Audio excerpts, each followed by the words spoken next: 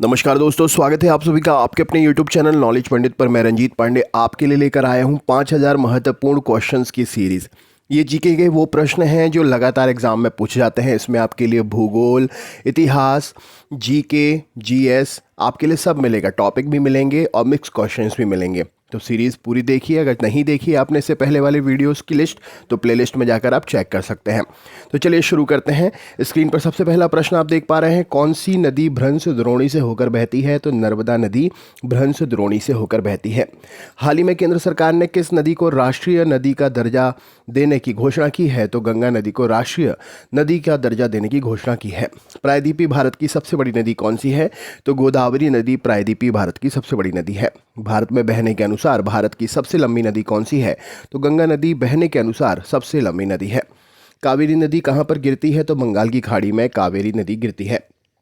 पंजाब के निर्माण में महत्वपूर्ण नदी कौन सी है? तो सिंधु नदी पंजाब के निर्माण में सबसे महत्वपूर्ण नदी है। कौन सी नदी पश्चिम की ओर बहती है और अरब सागर में गिरती है? तो नर्मदा नदी पश्चिम की ओर बहती है और अरब सागर में गिरती है। कौन सी दो नदियों की लंबाई लगभग समान है? तो सिंधु, जिसकी लंबाई 2880 किलोमीटर, और ब्रह्मपुत्र लगभग 2900 किलोमीटर। ये समान लंबाई की दो नदियां हैं।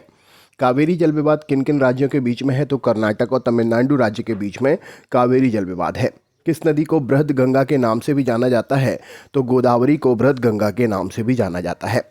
कौन सी नदी अपना मार्ग बदलने के लिए प्रसिद्ध है? तो कोसी नदी अपना मार्ग बदलने के लिए प्रसिद्ध है। कौन सी नदी कपिलधारा जलप्रपात का निर्माण करती है? तो नर्मदा नदी कपिलधारा जलप्रपात का निर्माण करती है। कौन सी नदी ओडिशा का शोक कहलाती है? तो ब्राह्मणी नदी को ओडिशा का शोक कहा जाता है। वेनगंगा और पेनगंगा किसकी सहायक नदियां हैं? तो वेनगंगा और पेनगंगा गोदावरी नदी की सहायक नदियां हैं। इंडो ब्रह्मा क्या है? तो इंडो ब्रह्मा एक पौराणिक नदी है।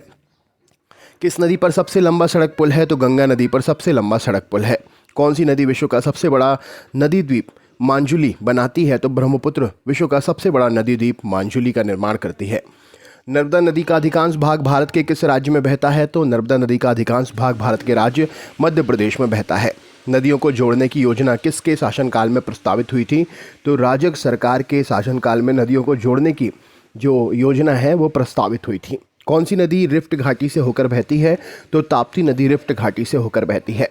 कौन सी नदी पर भारत और पाकिस्तान का जल समझौता हुआ है? तो सिंधु नदी पर भारत और पाकिस्तान का जल समझौता हुआ है। सिंधु समझौते के अनुसार भारत सिंधु नदी का कितने प्रतिशत जल प्रयोग कर सकता है? तो सिंधु समझौते के अनुसार भारत सिंधु नदी का सिर्फ 20% जल प्रयोग करता है। प्रायद्वीपीय नदियों का उत्तर से दक्षिण की ओर क्रम क्या है? तो महानदी, गोदावरी, कृष्णा, पेन्नार, कावेरी और वैगाई। ये प्रायद्वीपीय नदियां हैं जो कि उत्तर से दक्षिण दिशा की ओर के क्रम में है। कौन सी नदी भारत के केवल जम्मू कश्मीर राज्य से होकर बहती है? तो सिंधु नदी भारत के केवल जम्मू कश्मीर राज्य से होकर बहती है। पंचगंगा और दूधगंगा किसकी सहायक नदियां हैं? तो पंचगंगा और दूधगंगा कृष्णा नदी की सहायक नदियां हैं। दामोदर नदी कहाँ से निकलती है? तो छोटा नागपुर पठार से दामोदर नदी निकलती है। दक्षिण भारत के पठारी प्रदेश को कौन सी नदी दो भागों में विभाजित करती है? तो नर्मदा नदी दक्षिण भारत के पठारी प्रदेशों को दो भागों में विभाजित करती है। क्षिप्रा नदी किसकी सहायक नदी है? तो चंबल की सहायक नदी है क्षिप्रा नदी। भारत की कौन सी नदी मुहाना एवं उद्गम स्थल दोनों भारत में ही हैं? तो यहाँ पर सही उत्तर हो जाएगा भारत की कौन सी नदी मुहाना और उद्गम दोनों भारत में है। तो बहुत सारी नदियाँ हैं जो लोकल एरिया से कहें तो एक प्रकार से राज्यों के राज्यों से निकलती हैं और भारत के ही स्थानों में मिल जाती हैं। तो यहाँ पर बहुत सारे ऑप्शन, तो ये क्वेश्चन जो है कैंसिल कर दिया गया था। राइट आंसर हो जाएगा। अगला, किस नदी के किनारों पर प्रसिद्ध महाकालेश्वर किस नदी के किनारे पर प्रसिद्ध महाकालेश्वर मंदिर है?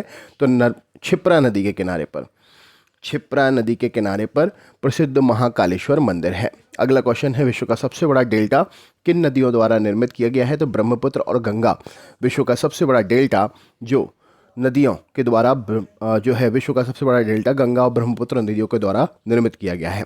किस स्थान पर भागीरथी और अलकनंदा मिलकर गंगा का निर्माण करती हैं?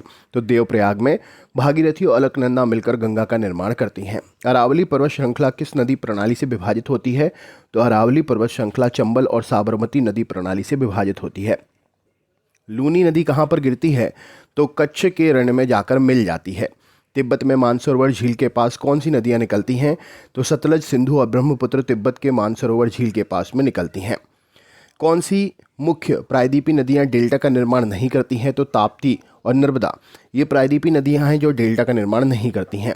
कौन सी नदी बांग्लादेश के जमुना के नाम से जाना जाती है? तो बांग्लादेश में जमुना के नाम से ब्रह्मपुत्र को जाना जाता है। किस नदी को दूसरी गंगा के नाम से भी जाना जाता है? तो कावेरी नदी को दूसरी गंगा के नाम से भी जाना जाता है। पेन्नार की सहायक नदियां कौन सी हैं? तो पापाधनी और चित्रावती पेन्नार नदी की सहायक नदियां हैं। किस देश की कृषि का मुख्य आधार क्या होता है? तो किसी देश की कृषि का मुख्य आधार उस देश की मिट्टी होती है, नदी होती है। भारत में किस प्रकार की मिट्टी पाई जाती है? तो भारत में 8 प्रकार की मिट्टी पाई जाती है। भारत में सबसे महत्वपूर्ण मिट्टी कौन सी है? तो जलोढ़ मिट्टी भारत में सबसे महत्वपूर्ण मिट्टी है। नवीन जलोढ़ मिट्टी को अन्य किस नाम से जाना जाता है? तो खादर मिट्टी के नाम से नवीन जलोढ़ मिट्टी को जानते हैं। किस मिट्टी में पोटास की मात्रा सबसे अधिक होती है? तो जलोढ़ मिट्टी में पोटास की मात्रा सबसे अधिक होती है। काली मिट्टी का दूसरा नाम क्या है? तो रेगूर मिट्टी काली मिट्टी का दूसरा नाम है। काली मिट्टी किस फसल के लिए सबसे अधिक उपयोगी है? तो कपास की फसल के लिए सबसे अधिक उपयोगी काली मिट्टी है। लाल मिट्टी का लाल रंग किसके कारण से होता है? तो लौह ऑक्साइड के कारण लाल मिट्टी का लाल रंग होता है। किस मिट्टी में आयरन और सिलिका सबसे अधिक पाया जाता है? तो लेटराइट मिट्टी में आयरन और सिलिका सबसे अधिक पाया जाता है। चाय की खेती के लिए सबसे उपयुक्त मिट्टी कौन सी है? तो लेटराइट मिट्टी चाय की खेती के लिए सबसे उपयुक्त है। भारत के समस्त स्थल भाग के कितने प्रतिशत भाग में जलोढ़ मिट्टी है? तो 24% भाग में जलोढ़ मिट्टी है। लावा के प्रवाह से किस मिट्टी का निर्माण होता है? तो काली मिट्टी का निर्माण होता है लावा के प्रवाह से। कौन सी मिट्टी जैव पदार्थों से भरपूर होती है? तो काली मिट्टी जैव पदार्थों से भरपूर होती है। किस मिट्टी का निर्माण बैसाल्ट चट्टानों के विखंडन से होता है? तो काली मिट्टी का निर्माण बैसाल्ट चट्टानों के विखंडन से होता है। किस मिट्टी में कृषि के लिए सिंचाई की आवश्यकता नहीं होती है? तो काली मिट्टी में कृषि के लिए सिंचाई की आवश्यकता नहीं होती है। भारत में लाल मिट्टी का विस्तार सबसे अधिक कहाँ पर पाया जाता है? तो आंध्र प्रदेश और तमिलनाडु राज्य में लाल मिट्टी का विस्तार सबसे अधिक पाया जाता है। किस मिट्टी में लोहे और एल्यूमिनियम के कण पाए जाते हैं? तो लेटराइट मिट्टी में लोहे और एल्यूमिनियम के कण पाए जाते हैं। धान की खेती के लिए कौन सी मिट्टी उपयुक्त है? तो दोमट मिट्टी धान की खेती के लिए उपयुक्त है। मृदा अपरदन को कैसे रोका जा सकता है? तो वन रोपण द्वारा मृदा अपरदन को रोका जा सकता है। रेगुड़ मिट्टी का सबसे अधिक किस राज्य में पाई जाती है? तो रेगुड़ मिट्टी मतलब काली मिट्टी महाराष्ट्र राज्य मध्य प्रदेश राज्य में पाई जाती है। किस प्रकार की मिट्टी में जिप्सम का प्रयोग कर उसे उपजाऊ बनाया जा सकता है? तो अम्लीय मिट्टी को जिप्सम का प्रयोग करके उसे उपजाऊ बनाया जा सकता है। किस प्रकार की मिट्टी में कार्बनिक पदार्थों की अधिकता होती है? तो काली मिट्टी में कार्बनिक पदार्थों की अधिकता होती है। भारत के किस राज्य में अंतर्देशीय लवणीय आर्द्र भूमि है? तो राजस्थान राज्य में अंतर्देशीय लवणीय आर्द्र भूमि है। लेटराइट मिट्टी को किस नाम से जानते हैं? तो मुखरैला मिट्टी के नाम से लेटराइट मिट्टी को जानते हैं। काली कपासी मिट्टी को किस नाम से जाना जाता है? तो रेगुड़ मिट्टी के नाम से काली कपासी मिट्टी को जानते हैं। लेटराइट मिट्टी सबसे अधिक कहाँ पर पाई जाती है? तो मालाबार तटीय प्रदेशों में लेटराइट मिट्टी सबसे अधिक पाई जाती है। ग्रेनाइट और नाइस चट्टानों के द्वारा किस मिट्टी का निर्माण होता है? तो ग्रेनाइट और नाइस चट्टानों के द्वारा लाल मिट्टी का निर्माण होता है। किस प्रकार की मिट्टी में सबसे कम उर्वरक की आवश्यकता होती है? तो जलोढ़ मिट्टी में सबसे कम उर्वरक की आवश्यकता होती है। भारत के उत्तरी मैदानों में किस प्रकार की मिट्टी पाई जाती है? तो जलोढ़ मिट्टी उत्तरी मैदानों में पाई जाती है। किस मिट्टी का प्रायद्वीपीय भारत में सर्वाधिक क्षेत्र है? तो काली मिट्टी का प्रायद्वीपीय भारत में सर्वाधिक क्षेत्र है। पुरानी जलोढ़ मिट्टी को अन्य किस नाम से जानते हैं? तो इसे हम बांगर नाम से जानते हैं। गंगा के जलोढ़ मिट्टी भूमि की सतह के कितने नीचे तक पाई जाती है? तो गंगा में जलोढ़ मिट्टी 600 मीटर की सतह तक के नीचे तक पाई जाती है।